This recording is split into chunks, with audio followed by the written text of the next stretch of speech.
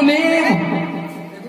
अब देखिए, अब दरोगा जी पूछ रहे हैं अपने पिताजी से कि who are you, where do you live?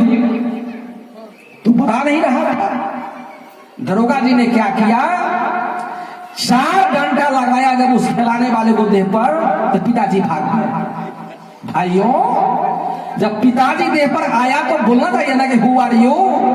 तो आई एम प्रोफेसर साहब, I am your father, I live in श्मशान घाट, आई लिव इन स्पिरिट। बोलना चाहिए ना कि मैं भूत बनकर बगवा रहा हूं। इसलिए भाइयों, आप रामचरितमानस पढ़िए। रामचरितमानस में लिखा है कि जब प्रभु राम वनवास चले गए थे, उसी बीच में दशरथ जी की मृत्यु हो गई। भरत जी ने बहुत सारा कर्म कांड किया, जग किया, जप किया, दान किया, गाय दान, सोना दान, हीरा दान किया, लेकिन दशरथ जी को कल्याण नहीं हुआ। दशरथ जी भटक रहे थे, बउआ रहे थे। जब राम लौट कर आए लंका, तो रामचरितमानस जरूर पढ़िए आप। उसी समय राम के पास दशरथ जी खड़े हो गए कल धोकर, ते ही दशरथ अवसर, ते ही अवसर दशरथ ते हूँ आबा। उसी अवसर पर दशरथ जी आ गए और कल धोकर प्रार्थना करने लगे, बेटा राम, मैं तो भटक रहा हूं, मुझे कहीं जगह नहीं मिला है।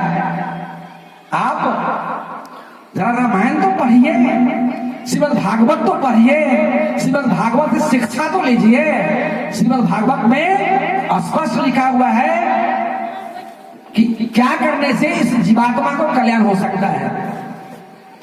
इसलिए भाइयों, जब दशरथ को कल्याण नहीं हुआ, जग करने वाले को, जप करने वाले को गाय दान, सोना दान, हीरा दान, तमाम दान कर दिए भरत जी, तब कल्याण दशरथ जी को नहीं हुआ।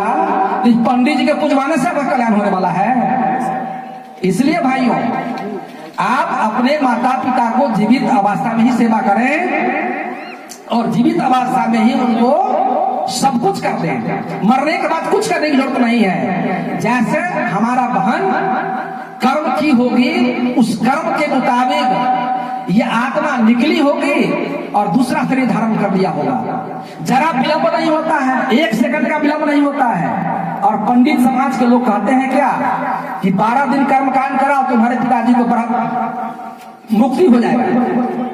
इसलिए भाइयों, ये सब करने से कुछ होने जाने को नहीं है। आप जीवित अवस्था में सेवा करेंगे, उनको फल मिलने वाला है। और मरने के बाद कोई कर्मकांड कराने की आवश्यकता नहीं है। इसलिए कर्मकांड से हटिए। आज सबके लोग, घर के लोग विद्वान पढ़े लिखे लोग बैठे हुए हैं। सभी लोग गरुड़ पुराण किताब खरीद लीजिए, उसको पढ़िए, सुनो क्या लिखा हुआ है। और हम सारे लोग आज तक अंधविश्वास में फंसे हुए हैं। इसलिए मैं आग्रह करता हूं ऐसे लोगों से, किसी प्रकार का शंका हो आपके मन में तो जरूर आकर समाधान करा ले। आप यहाँ आज संत गुरु आपको शंका समाधान अवश्य कराएंगे। तो आइए, अब आपके बीच बैठे हमारे जयंतीपुर से चलकर अशोक साहब जी आपके पास बैठे हैं। फिर मौका मिलेगा तो फिर मैं कुछ कहूंगा। हमारे बीच अशोक साहब जी आ चुके हैं, आपके बीच बैठे हैं। उनसे आग्रह करते हैं अशोक साहब जी से कि आप अपने अमृत वाणी को रखें। साहबंगी साहबंगी साहब।